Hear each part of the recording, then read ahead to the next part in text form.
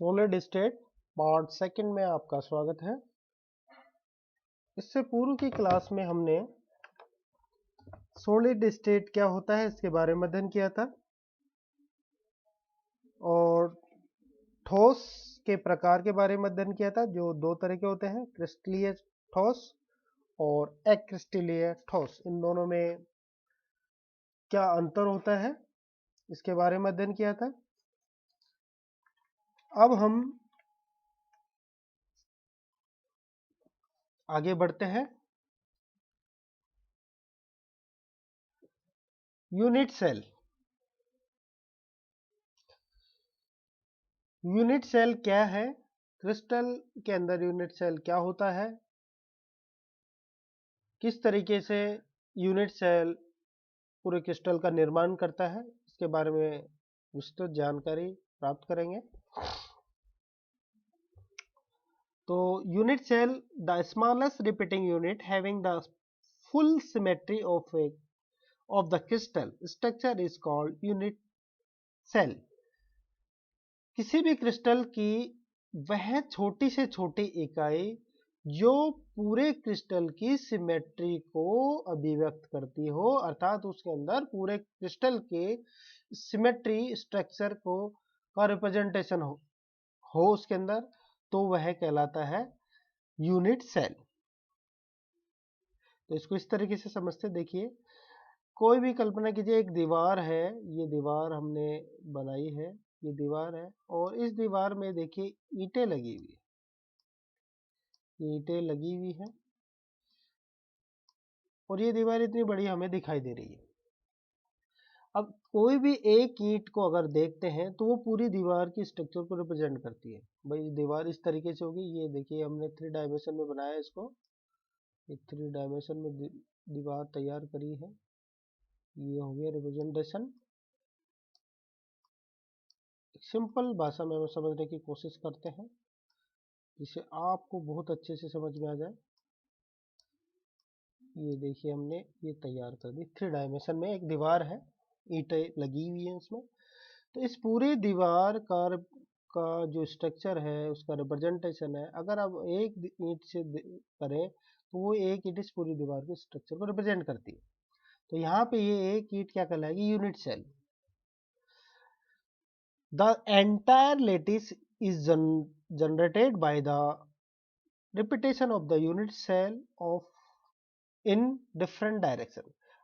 इसका मतलब है कि कोई लेटिस का निर्माण कब होता है, जब यूनिट सेल अलग अलग डायरेक्शन में अरेंज हो जाए, एक दूसरे से जुड़ के और अलग अलग डायरेक्शन में अरेंज हो जाए, तो एक लेटिस का निर्माण होता है। क्रिस्टल की एक लेटिस का निर्माण होता है। जैसे ये ईंटें हैं, हमने 3 डायमेंशन में इसको अरेंज किया है, एक्स एक्सिस पे भी देखिए अरेंज किया है, ये वाई पे भी अरेंज कर दिया और जेड पे भी कर दिया। 3 डायमेंशन में इसको अरेंज कर दिया तो एक हमें अलग तरह की स्ट्रक्चर प्राप्त होती है।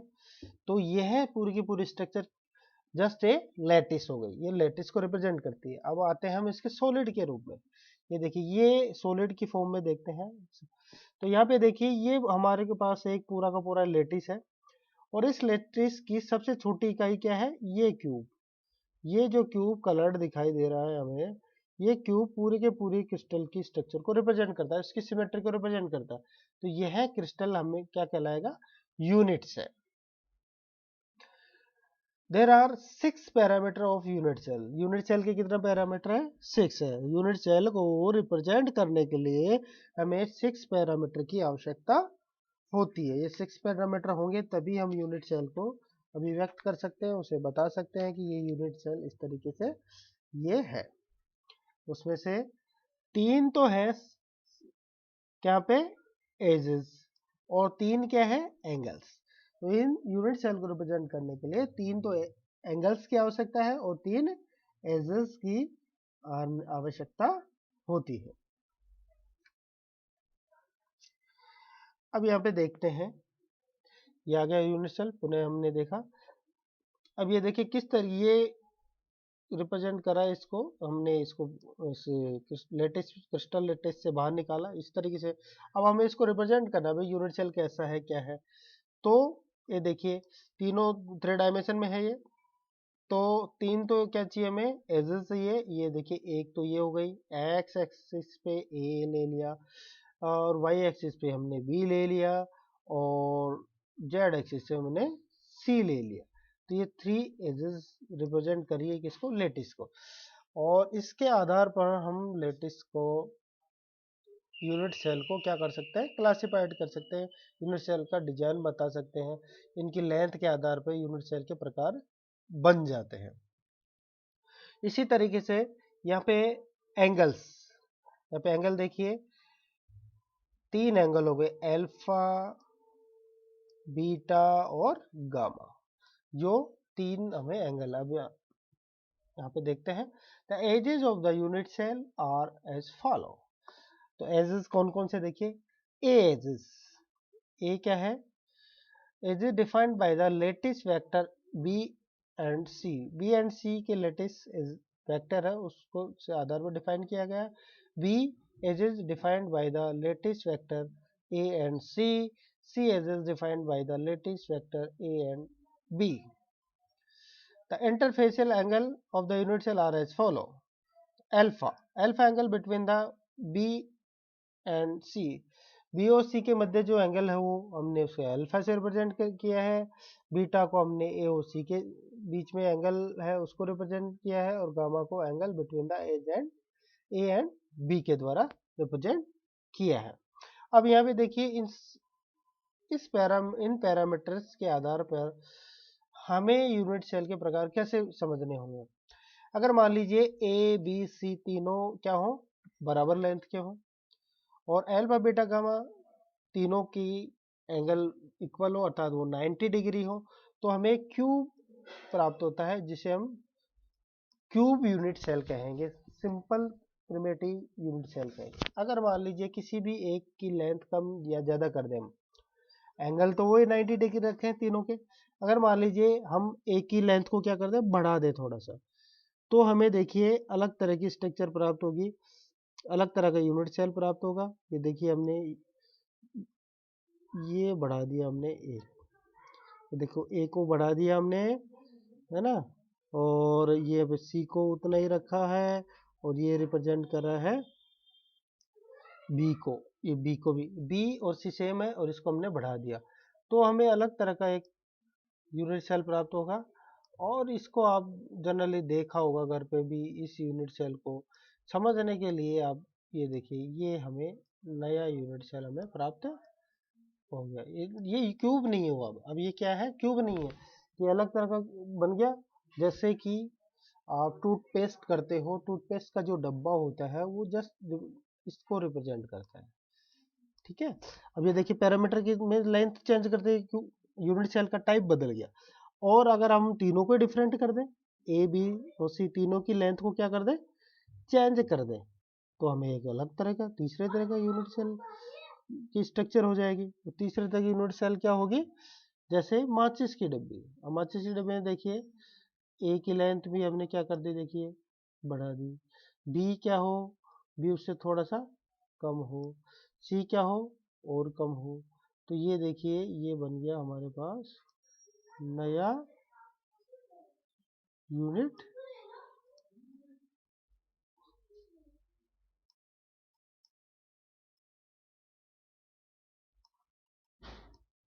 ये देखिए, ये जस्ट लाइक ए माचिस की डिब्बी की तरह रिप्रेजेंट हो रहा है। इसमें देखिए ए सबसे ज़्यादा लंबा है और बी उससे छोटा है और सी सबसे छोटा है। तो ये देखिए यहाँ पे समझने की बात यह है कि इन पैरामीटर में थोड़ा सा भी डिस्टर्ब करते हैं, थोड़ा सा भी चेंज करते हैं, तो यूनिट सेल का टाइप ही बदल जाएगा, यूनिट सेल के रूप बदल जाएंगे।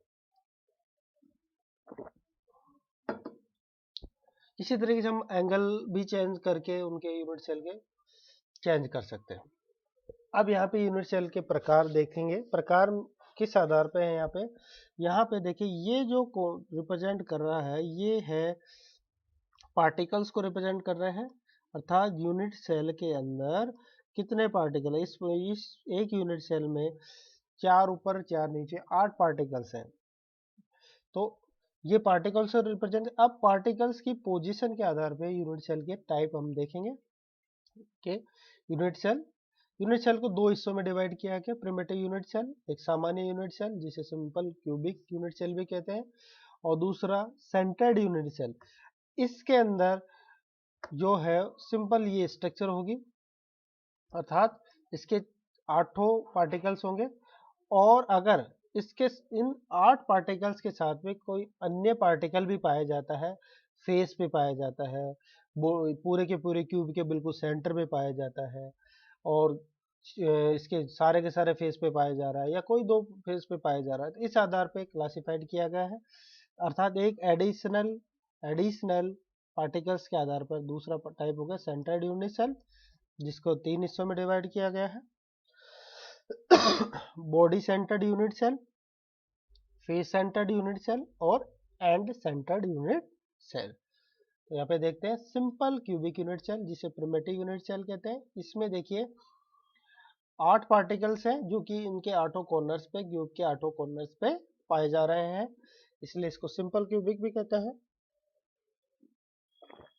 यहाँ पे ये रिप्रेजेंट कर रहा है पार्टिकल्स के अरेंजमेंट को। देखिए 4 येलो कलर के हमने अलग डिफरेंट करके दिखाया कि आपको सही तरीके से समझ में आए, और ये 4 नीचे वाले को रिप्रेजेंट कर रहे हैं इस तरीके से। और हम इसको देखिए, ये हो गया स्ट्रक्चर क्यूब का, बिल्कुल ये देखिए बिल्कुल दिख रहा है सेम। अगर इनको कटिंग करके देखेंगे तो इस तरीके से देखो, येलो के 4 ऊपर दिखाई दे रहे हैं, रेड के बिल्कुल 4 नीचे दिखाई दे रहे हैं, तो ये सिंपल क्यूबिक हो गया। अर्थात इसके केवल 8 कॉर्नर पे परमाणु मॉलिक्यूल्स अणु पाए जाएंगे। अब लेते हैं फेस सेंटर्ड। तो हमें पता है क्यूब के कितने फेस होते हैं, 6 फेस होते हैं। अगर 6 के 6 फेस पे अगर क्या पाया जाए है, पार्टिकल्स पाए जाए, या अणु कह सकते हैं, या मॉलिक्यूल या आयन पाए जाते हैं, तो हमें फेस सेंटर्ड क्यूब कहेंगे। तो यहाँ पे देखिए कॉर्नर्स पे पाए जाने वाले को येलो कलर में रिप्रेजेंट किया है, बिल्कुल फेस पे पाए जाने वाले को रेड कलर से रिप्रेजेंट किया है।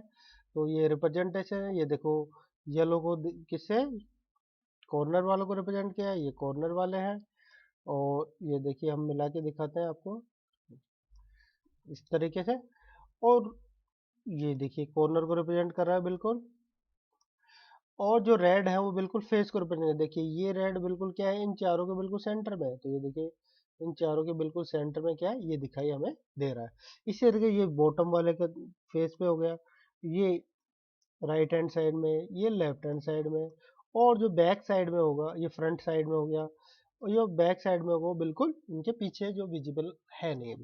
अगर इनकी कटिंग से देखें हम, अब इनकी कटिंग से समझते हैं। देखिए रेड कलर के बिल्कुल सेंटर में ये दिखाई दे रहा है, ये रेड कलर के बिल्कुल सेंटर में, फेस के बिल्कुल सेंटर में, और जो कॉर्नर में बिल्कुल देखिए येलो कलर के दिखाई दे रहे हैं आपको, ये देखिए येलो कलर के बिल्कुल आपको कॉर्नर में दिखाई दे रहे हैं। तो इस तरीके से ये हो गया फेस सेंटर्ड क्यूब, जिसको हम अच्छे से समझ चुके हैं। अब देखते हैं बॉडी सेंटर्ड क्यूब। अब बॉडी सेंटर में भी 8 के 8 कॉर्नर पे तो पाया जाएगा, जो कि अभी यहाँ पे आपके सामने येलो कलर में रिप्रेजेंट हो रहा है। साथ ही आपको इस क्यूब के बिल्कुल सेंटर में भी दिखाई दे रहा है। यहाँ पे देखिए एक ही पार्टिकल होगा, एक ही अणु, एक ही मॉलिक्यूल होगा जो बिल्कुल इनके चारों के 8 जो है कॉर्नर्स उनके बिल्कुल सेंटर में पाया जाएगा। तो ये कहलाता है बॉडी सेंटर्ड क्यूब। ये देखिए इसको हम इस तरीके से समझते हैं। देखिए येलो आपको कॉर्नर पे दिखाई दे रहा है, इसको हम मिला देते हैं जिससे आपको विजिबिलिटी बिल्कुल सही समझ में आ जाए। ये हमने मिला के देखा, ये देखिए कॉर्नर पे क्या है, येलो कलर के 4 हैं, 4 ऊपर 4 नीचे, और इन चारों 8 के बिल्कुल बीचों बीच क्या है, रेड कलर दिखाई दे रहा है, ये बिल्कुल रेड कलर वाला है। तो ये कि देखिए बॉडी के बिल्कुल सेंटर में, इस पूरे क्रिस्टल के बिल्कुल सेंटर में, इसको बॉडी सेंटर्ड कहेंगे। ये कटिंग है इसकी, कटिंग से समझते हैं। वही कटिंग वाला येलो वाला ऐसा देखिए आपको ऊपर दिखाई दे रहा है, और रेड वाला बिल्कुल सेंटर में आपको दिखाई दे रहा है। अब लास्ट है यहाँ पे एंड सेंटर। अब यहाँ पे एंड सेंटर में देखो 8 के 8 कॉर्नर हमने रेड कलर से रिप्रेजेंट किए हैं, थोड़ा सा चेंज किया है। और कोई भी दो आमने सामने वाले फेस पे अगर पार्टिकल्स पाए जाते हैं तो ये कहलाते हैं एंड सेंटर्ड क्यूब। तो इस तरीके से हमने देखा कि कैसे पार्टिकल के अरेंजमेंट के आधार पर यूनिट सेल डिवाइड किया गया है। Simple primitive, body centre, face centre, and centre. ठीक है,